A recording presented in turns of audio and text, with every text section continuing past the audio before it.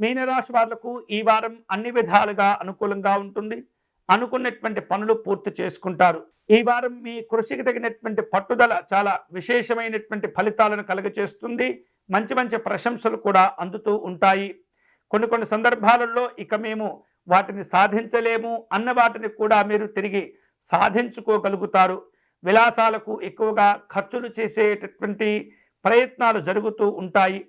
మీరు చేపట్టినటువంటి పనులన్నీ కూడా త్వరితగతిన పూర్తి చేసుకుంటారు. ఉద్యోగ విషయాలు ఈ వారం ప్రోత్సాహాలను ఇస్తుంటాయి.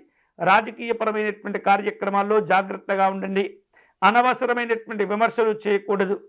కొన్ని సందర్భాల్లో ఈ వారం తీవ్రమైనటువంటి ఒత్తిడిని ఎదుర్కొంటూ ఉంటారు. నూతనమైనటువంటి ఆలోచనలతో నూతనమైనటువంటి పద్ధతులను అవలంబిస్తూ కొన్ని అద్భుతమైనటువంటి అవకాశాలను కూడా మీరు అందిపుచ్చుకునే సూచనలు కనిపిస్తున్నాయి. కుటుంబ వాతావరణం అనుకూలంగా ఉంటుంది.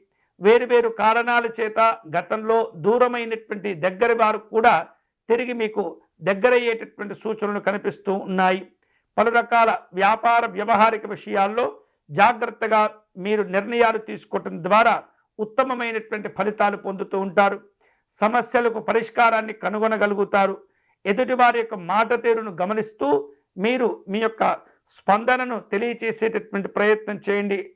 తొందరపడుతూ ఎవరిని కూడా మీరు ఇబ్బందులకు గురి చేయకూడదు.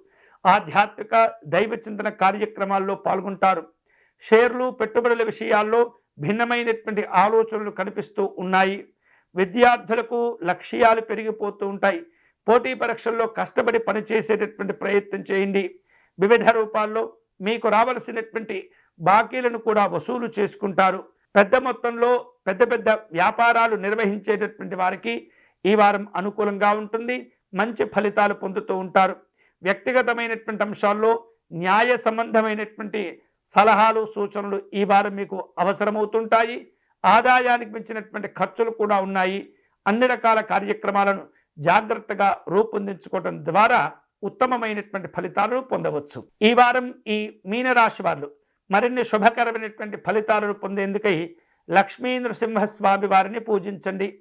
స్వామివారి కరావలంబ స్తోత్రమును పారాయణం చేయండి. అష్టోత్తర శతనామ స్తోత్రమును పారాయణం చేయండి. తరువాత వడపప్పు పానకమును నివేదన చేయండి. వీలైతే సుదర్శన స్వామి వారి అష్టకమును కూడా పారాయణం చేయండి. ఉత్తమమైనటువంటి ఫలితాలను పొందవచ్చు.